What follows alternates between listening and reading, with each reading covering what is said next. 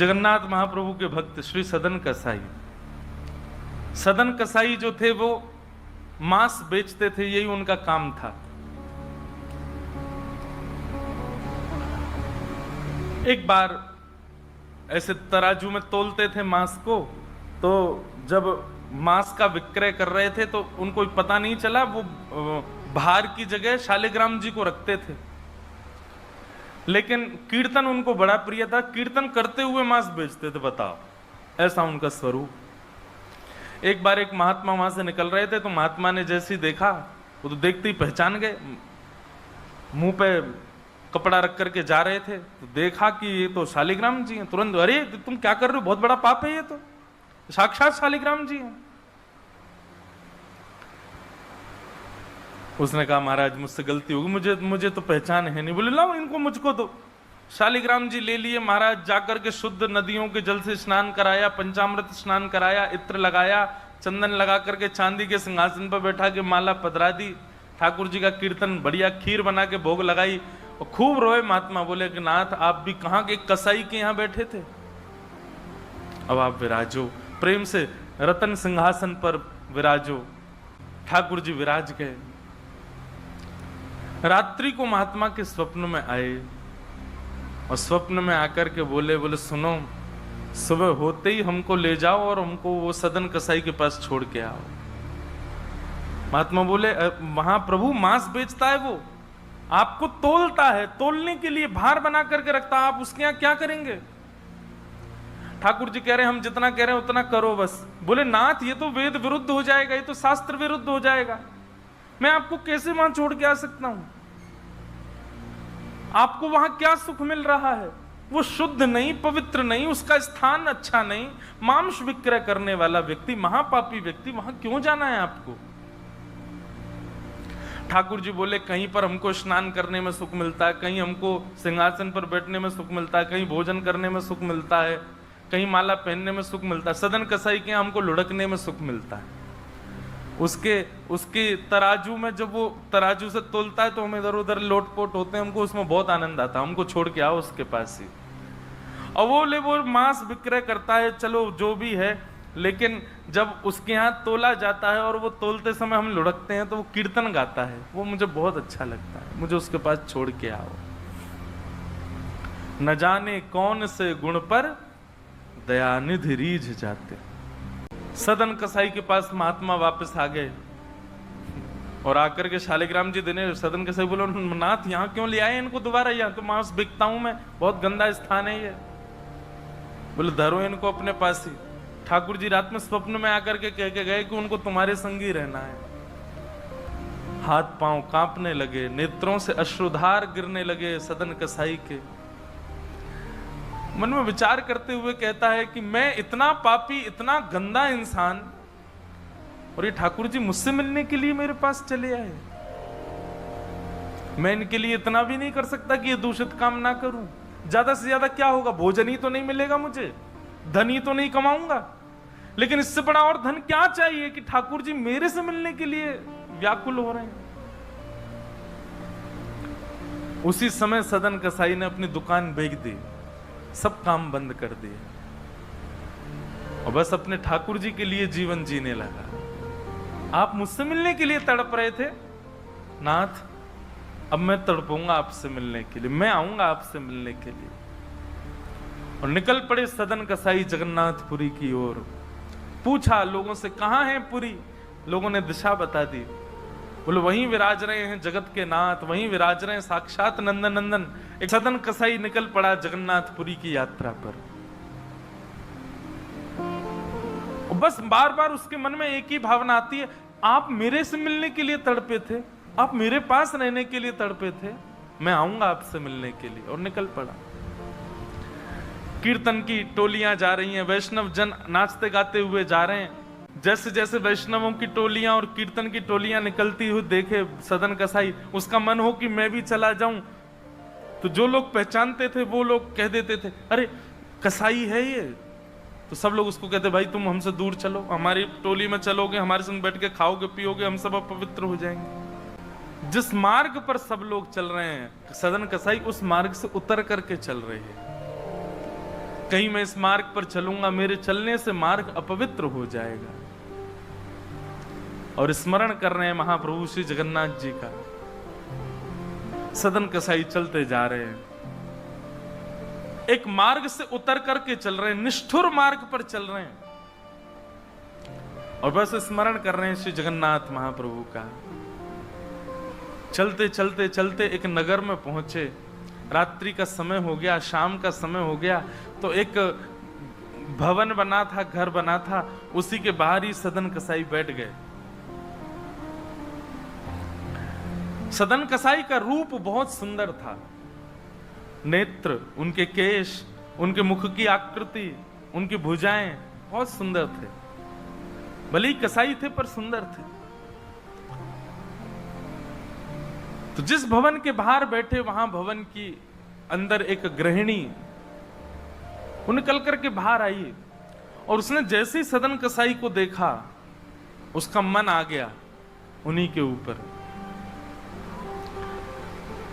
शाम का समय, सदन कसाई को लोभ देने लगी, और उसने इशारा करके कहा कि भीतर आ जाओ।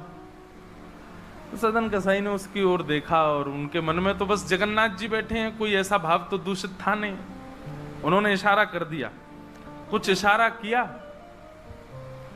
और उस इशारे को उस कन्या ने, उस महिला ने ऐसा समझा कि मानो ये कहना चाह रहे हैं कि तुम भीतर जाके पहले अपने पति का वध करो, तब मैं रहूंगा तुम्हारे साथ।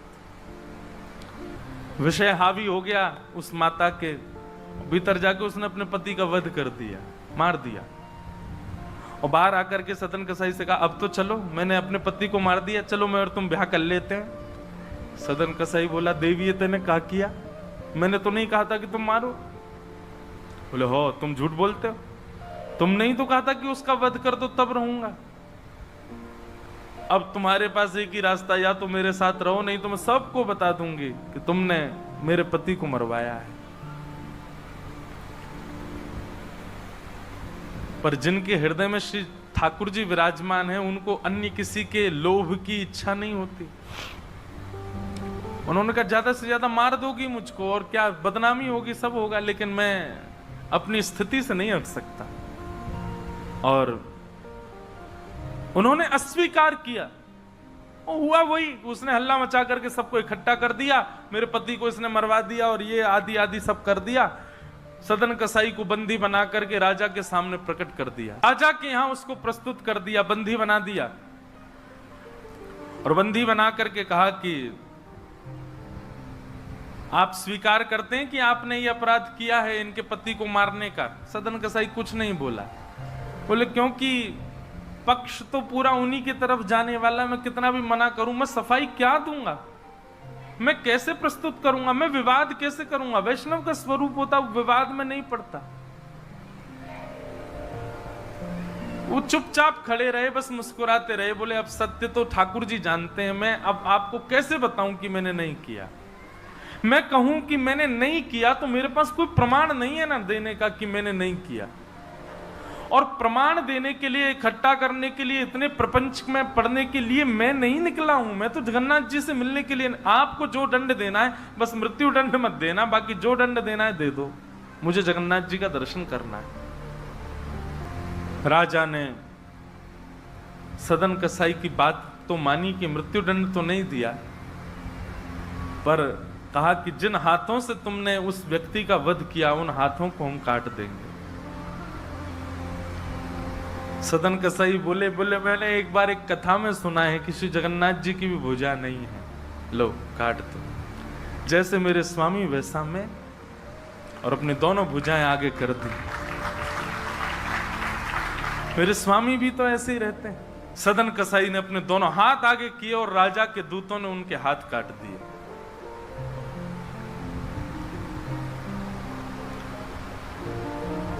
पीड़ा में नहीं है, प्रसन्नता में है। आंसू तो निकल रहे हैं नेत्रों से, पर प्रसन्नता के आंसू हैं कि नाथ, आपने किसी रूप में तो मुझे स्वीकार किया। चलते जा रहे हैं, रक्त बह रहा है दोनों तरफ से। बस रास्ते में एक ही प्रार्थना कर रहे हैं, नाथ, है तो ये शरीर ही, और यही माध्यम है मुझे आपके दर्शन का।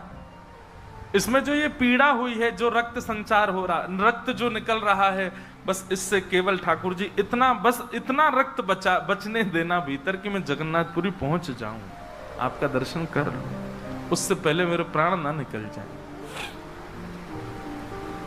और चलते जा रहे हैं। जैसे ही श्री क्षेत्र में उन्होंने प्रवेश किया, और जैसे ही प्रवेश किया, ब्रह्म वेदी पर श्री जगन्नाथ जी झूमने लगे। पुजारियों ने जाकर के कहा, महाप्रभु जी आज्ञा करें, आप इतने प्रसन्न क्यों हैं? बोले मेरा एक भक्त आया है, वो बेचारा बहुत कष्ट में है, आप लोग तुरंत पालकी लेकर के जाइए, उसको लेकर के आइए यहां पर। पुजारी सब पालकी लेकर के दौड़े और पुरी में प्रवेश कर रहे वैष्णवों से पूछने, अरे भैया महाप्रभु जी का कोई भक्त आया है क्या? महाप्रभु जी ने पालकी भेजी है उसको ले जाने के लिए। महाप्रभु जी आज बड़े प्रसन्न हैं, उनका कोई परम वैष्णव भक्त आया है। तो सदन कसाई ने जैसे ये बात सुनी कि पुजारी हल्ला कर रहे हैं, कोई बहुत बड़ा भक्त आया है, महाप्रभु जी ने उसके लिए पालकी भेजी, तो सदन कसाई इतने खुश हो गए, बोले आज ठाकुर जी के दर्शन तो होंगे, उनके एक प्रिय भक्त के भी दर्शन हो जाएंगे, कितना मेरा सौभाग्य होगा। और रही बात, मैं तो बहुत बड़ा पापी हूं, मैं तो रास्ता भर यही सोचता आ रहा था कि मैंने इतना पाप किया, इतना मांस बेचा है जानवरों का, महाप्रभु जी पता नहीं मुझसे नाराज होंगे, पर आज लगता है कोई परम वैष्णव भक्त आया तो महाप्रभु जी का मूड बढ़िया होगा, आज प्रसन्न होंगे। तो प्रसन्न मुद्रा में ठाकुर जी बैठे होंगे, तब मैं दर्शन करूंगा तो मेरे सारे अपराधों को क्षमा कर देंगे। वहां तो भीड़ लग गई पालकी के पास में, बोले हम हैं परम भक्त, और वो सदन कसाई दूरी खड़े हैं, बोले इनमें से कोई होगा जो पालकी में बैठेगा, आज पहले उसको प्रणाम करूंगा फिर महाप्रभु जी को करूंगा। वहां तो इतनी भीड़ लग गई कि पंडा पुजारी पालकी लेके जान बचा के भागे वहां से, क्योंकि सबको लगता है कि हमसे बड़ा भक्त तो कोई है ही नहीं। पालकी खाली लौट करके आ गई। महाप्रभु जगन्नाथ जी बोले तुम खाली आ गए, लेके नहीं आए उनको? बोले भगवान आपके एक दो भक्त तो है नहीं, वहां तो हजारों भक्त, एक पालकी उसमें कितनों को बैठा किया है, सब चढ़ने लगे, बोले हम हैं भक्त, हम हैं भक्त। आप कोई संकेत बताओ, आपके भक्त का कोई लक्षण। श्री जगन्नाथ प्रभु के नेत्रों सजल हो गए, बोले मेरी तरह उसके भी हाथ नहीं है, जो आया है वही है मेरा भक्त, उसको लेके आओ।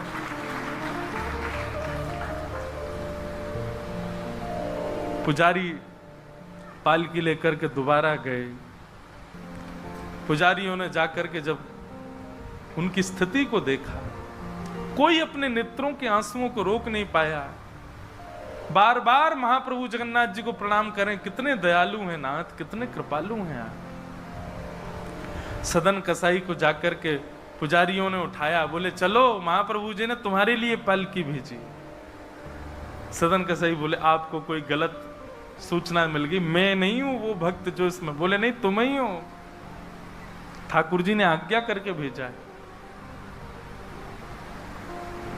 सदन कसाई बोले अगर मैं पालकी में बैठा तो मेरे अभी प्राण निकल जाएंगे, आप सबसे प्रार्थना है मेरी, मैं महाप्रभु जी की आज्ञा स्वीकार करता हूं, मैं आपके संग चल दूंगा, लेकिन पालकी में नहीं बैठ सकता। चलने लगे, बस इसी बात से प्रसन्न है कि महाप्रभु जी ने मुझे स्वीकार तो किया। और जैसे ही सिंह द्वार पर पहुंचे और दंडवत करते ही जैसे ही श्री पतित पावन भगवान, सिंह द्वार पर ही श्री पतित पावन भगवान है, बाहर ही उनका दर्शन हो जाता है। उनको देखा, देखते ही बोले ये पतित पावन भगवान है, श्री जगन्नाथ जी के ही समरूप हैं, पहले इनका दर्शन करते हैं फिर जगन्नाथ जी का दर्शन होता है। जैसे ही दंडवत किया, अभी तक तो उनको ग्लानि नहीं थी कि मेरे हाथ नहीं है, पर अब दंडवत करते समय उनको तनिक एक ग्लानि से हुई, काश मेरे हाथ होते तो मैं भी ऐसे दंडवत करता, दोनों भुजाएं आगे कर लेता। और इस भाव से जैसे जो शेष भुजा थे थोड़े से उनको आगे करके रुदन करने लगे सदन कसाई, इतने में ही उनके भुजा निकल करके आ गई और ठाकुर जी ने भुजा प्रदान करके उनके दंडवत को स्वीकार किया। श्री जगन्नाथ महाप्रभु की। ऐसे महाबाहो, ऐसे हमारे महाप्रभु श्री जगन्नाथ।